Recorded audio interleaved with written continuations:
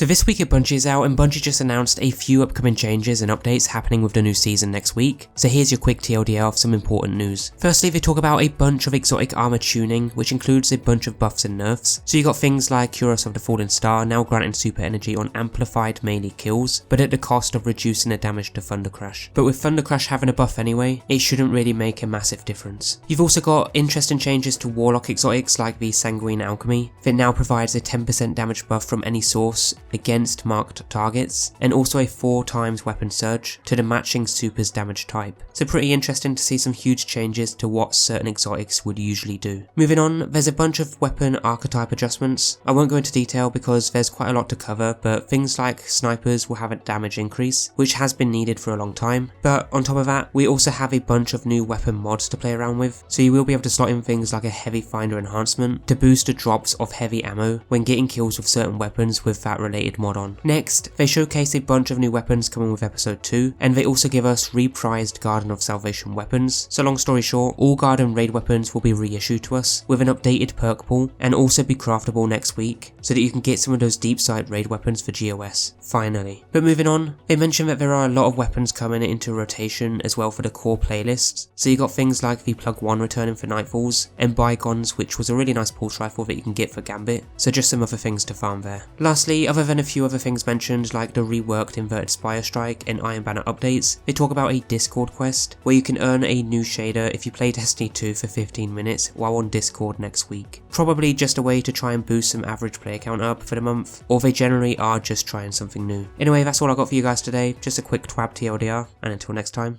peace.